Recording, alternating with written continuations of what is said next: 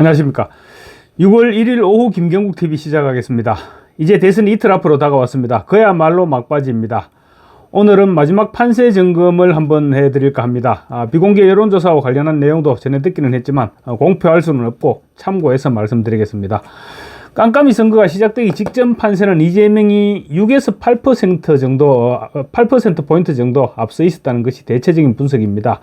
그런데 깜깜이 선거가 시작되기 전날 저녁이었죠. 전날 저녁부터 터져나온 이재명 아들의 음란 댓글과 2억 3천만 원에 달하는 상습 도박, 그리고 깜깜이 선거가 시작된 28일 유시민의 여성 및 학력 차별 발언으로 이재명과 김문수 후보 간 격차는 급속도로 줄어들었을 것이란 것이 대체적인 분석입니다.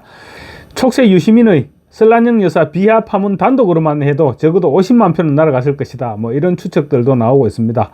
그 가운데 30만 표만 김문수 후보에게로 왔다고 해도 80만 표가 움직인 셈입니다. 그것만 해도 2%포인트 이상 움직인 것입니다. 여론조사 관계자들에 따르면 유시민의 발언 이후 주부청의 움직임이 굉장히 광범위하고 속도감 있게 움직이고 있다고 합니다. 이재명의 아들 음란 댓글과 상습 도박 역시 상당수의 중도층이 움직였을 것이고, 일자라는 이재명의 구호를 거짓으로 확인하게 해준 거북섬, 시흥이죠. 경기도 시흥 거북섬 웨이브파크의 실패 또한 이재명에게 상당한 타격을 입혔을 것으로 볼 수 있습니다. 반면 김문수 후보는 같은 기간 이렇다 할 데미지를 입을 이유가 없었습니다. 뉴스타파가 절묘하게 또 대선 3일 전 국민의힘 댓글 부대를 들고 나왔는데 파괴력을 전혀 발휘하지 못하고 있습니다.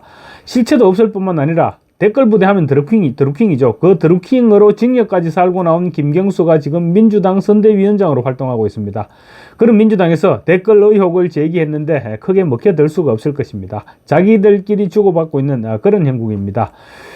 그래서 지금쯤 판세는 거의 박빙으로 따라 붙었다고 볼 수 있지 않을까 싶습니다. 1~2%포인트로 좁혀졌다는 이런 얘기들도 돌아다니고 있는데 수치는 확인할 수 없지만 박빙세로 좁혀진 것은 사실이 아닐까 그렇게 보입니다. 박빙 상태가 이어진다면 민주노동당 권영국 후보가 몇 %나 가져가는지도 관건이 될 수 있습니다. 깜깜이 이전 권영국 후보는 1.5% 안팎의 지지율을 얻고 있었습니다. 개혁신당 이준석 후보는 핵심 지지 기반이 20, 30대라는 점에서 이재명의 표도 상당 부분 잠식해가고 있는 것으로 볼 수 있고, 그런데 이제 막판으로 갈수록 양자 대결 구도가 굳어지면서 보수 지지층의 이준석을 지지하던 보수 지지층의 표가 김문수 후보에게로 넘어오고 있을 가능성이 역시 높다고 볼 수 있습니다. 최후의 순간, 그러니까 내일 오후 정도 후보 단일화 가능성도 희박합니다만 완전히 배제할 수는 없어 보입니다. 판세와 관련해서 김문수 후보는 이미 판은 뒤집혔고 대반전이 일어나고 있다고 생각한다고 말했습니다. 김 후보는 오늘 경기도 의정부 집중 뉴스의 후 기자들과 만나서 이재명의 지지율을 추월하는 골든크로스가 된 것으로 알고 있다고 말했습니다. 여론조사 공표와 보도 금지 기간이라서 공표도 보도도 할 수 없지만 민심의 변화에 따라 이미 판이 뒤집혔다는 것입니다.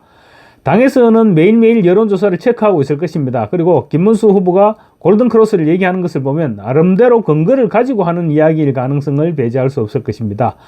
깜깜이 기간이 시작되기 직전 일부 여론조사에서는 0.9%포인트까지 격차가 좁혀졌다는 조사도 나왔었죠.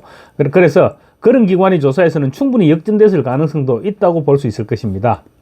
김 후보는 지금 여러 여론조사에서 우리가 골든크로스를 달성했고 우리가 앞선다고 나오는 것으로 알고 있다.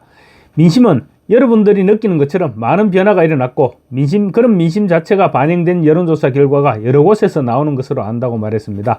여론조사 결과 골든크로스가 달성된 조사가 적지 않다는 얘기인 것 같습니다. 이와 관련 김 후보는 여론조사 공표가 안 되고 보도도 안 되지만 이미 판은 뒤집히고 있다. 대반전이 일어나고 있다고 생각한다고 주장했습니다. 서울에서는 깜깜이 직전 역전이 되거나 또 4, 5% 정도로 추격을 한 것으로 그런 여론조사 결과가 많이 발표되었었는데 그렇다면 지금쯤 뒤집어져 있을 가능성도 없지 않아 보입니다. 서울은 여론에 굉장히 민감한 반응을 보이는 지역이기 때문입니다. 이재명의 아들의 음란 댓글이나 2억 3천만 원대에 달하는 상습 도박, 또 특히 고졸 설란영 여사가 영부인이 될 생각에 제정신이 아니라고 말한 유시민의 발언, 이런 것들이 지금 엄청난 파장을 불러일으키고 있는데 서울 여론에는 결정타로 작용했지 않을까 싶습니다. 여기에다 이재명이 자기 아들 문제는 아무것도 아닌 옛날 이야기라 했고, 또 유시민의 사과와 같지 않은 사과에 대해서도 본인이 사과했으니까 국민들이 용서하지 않을까 생각한다, 이렇게 말한 부분도 오히려 역효과를 내고 있습니다. 문제는 유권자 수가 많은 인천과 경기도입니다. 인천과 경기는 이재명이 우세한 지역이죠. 인천은 260만 표가 넘고 유권자 수가 260만 명이 넘고, 경기는 무려 유권자 수가 1170만 명이 넘습니다. 인천 경기를 합하면 1430만 명입니다. 서울은 828만 명 수준입니다. 세종, 대전, 충청이 팽팽하다고 가정했을 때 서울과 영남에서 남는 표로 경기, 인천에서 열세를 메꿔야 합니다. 제주는 열세이기는 하지만 유권자가 56만여 명에 불과하고, 또 유권자가 132만 명 선인 강원은 전통적으로 보수정당이 우위를 보여왔습니다.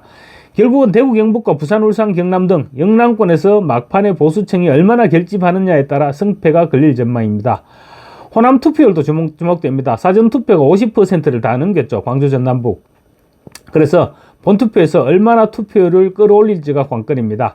지금까지 여론조사 결과를 보면 호남에도 이재명을 싫어하는 여론이 줄곧 30% 안팎이 있었는데, 이들이 실제 투표에서도 여론조사와 같은 그런 성향을 보여줄지가 지금 관건이 되고 있는 셈입니다.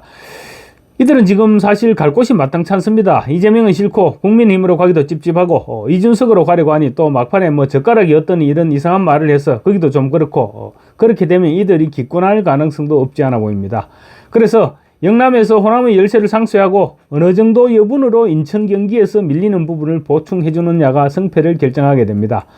대구, 경북에서 80%대 투표율을 기록하고 이재명의 득표율을 20% 초중반대에 묶어놓고, 또 부산, 울산, 경남에서는 역시 투표율을 70% 후반까지 끌어올리고 이재명의 투표율을 30% 중후반대로 묶어놓으면 충분히 승산이 있을 것입니다.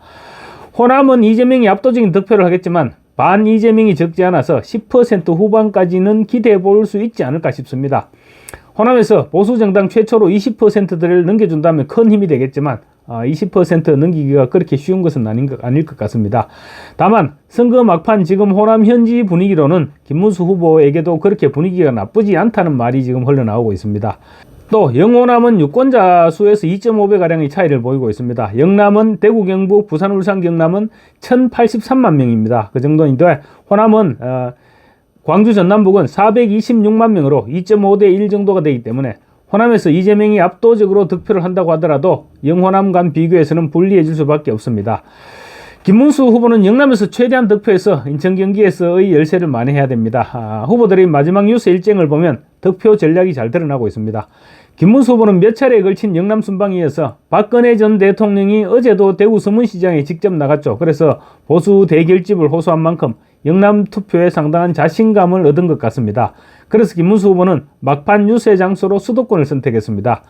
반면 이재명은 영남에서만 선전하면 확실한 우위를 차지할 수 있을 것으로 보고 막판 유세를 부울경과 대구, 경북에 집중했습니다. 이재명은 특히 박근혜 전 대통령의 행보에도 촉각을 곤두세웠습니다. 박 전 대통령이 움직이고 나면 TK 보수 지지층이 결집하는 소리가 들려올 정도로 분위기가 달라지기 때문입니다. 오늘도 이재명은 한 좌파 유튜브 방송에서 박 전 대통령이 어제 대구 서문시장을 방문했다는 얘기를 듣고 모르는 척하면서 진짜요? 거기를 왜? 장 보러 가신 거 아니야? 이런 식으로 조롱하듯이 얘기를 했습니다. 진행자가 김문수 후보 지원 차원에서 방문한 것 같다 이렇게 얘기하니까 진짜 김문수 후보 지지 의사를 명확하게 표현했느냐 이렇게 묻기도 했습니다. 그만큼 신경은 쓰이고 있다는 얘기죠.